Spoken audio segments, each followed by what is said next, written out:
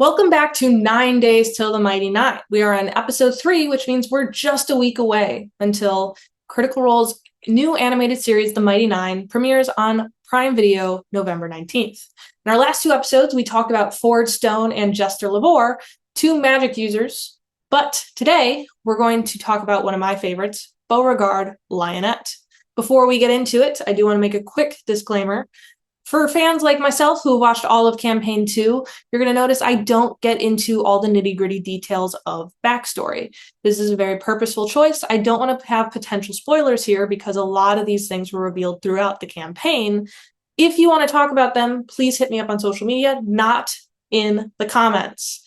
We want this to be a spoiler-free zone. If you're newer to the fandom because you found it through Legend of Vox Machina, you started watching after Campaign 2, or you saw the commercial for Mighty Nein and thought, that looks very cool, I gotta check it out. Amazing. We're so glad you're here. Welcome. Maybe be careful about reading the comments. I hope everyone follows my suggestions, but you never know. So, getting into episode 3 of 9 Days Until the Mighty Nein.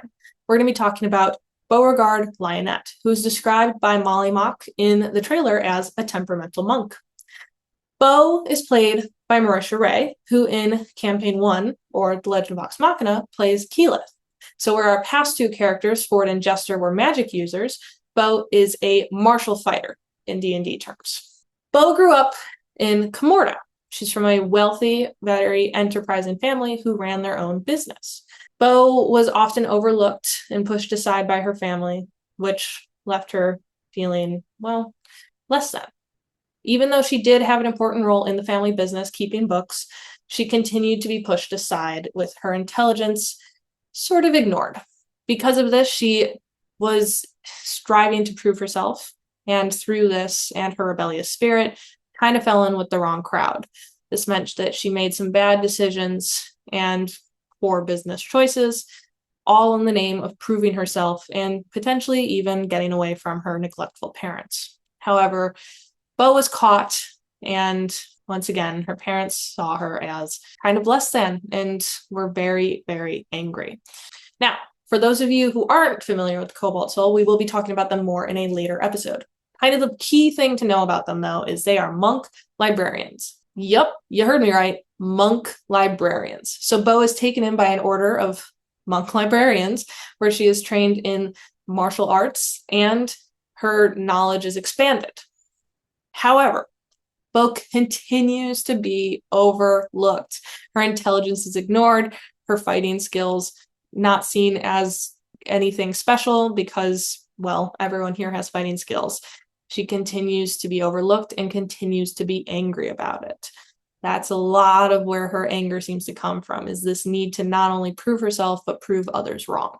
So, Beau, still a part of the Cobalt Soul, does kind of look for a way to prove herself, and maybe it's outside of her job description of what the expectations are within her position at the Cobalt Soul. So through this need to prove herself, she eventually finds her way to the Mighty Nein. And with the Mighty Nein, does eventually learn to trust others and form friendships that she didn't have before, and through that, a found family, as one would expect. But Beau is very, very prickly. She has a hard time talking to people and is just overall not a people person, which can cause issues as an investigator when talking to people for information is kind of a key part of that. Within the Mighty Nein, she's not only an investigator and a fighter, she is a hugely important part of keeping them alive and figuring out the bigger picture of where they fit into this world and the conflicts they tend to stumble upon. Beauregard Lionette is a ton of fun. I can't wait for her in season 1 of Mighty Nein because a lot of the comedy does come from the fact that she's not great with people. Marisha Ray actually explained you get to see a little bit of where Beau is coming from before she meets the rest of these Chaos Goblins. Accurate description. Beau is definitely someone who is coming in with a lot of agency and honestly a decent amount to lose from the get-go. She's trying to prove herself, and as you can imagine, that clashes with some people. So we're going to see a character who is very intelligent, very skilled, often kind of brushed aside, and that seems to have caused a little bit of a chip on her shoulder, or maybe a lot of a chip on her shoulder. If you want to know more about Beau, definitely check out Mighty Nein Origins, Beauregard Lionette. I think this is definitely worth a read.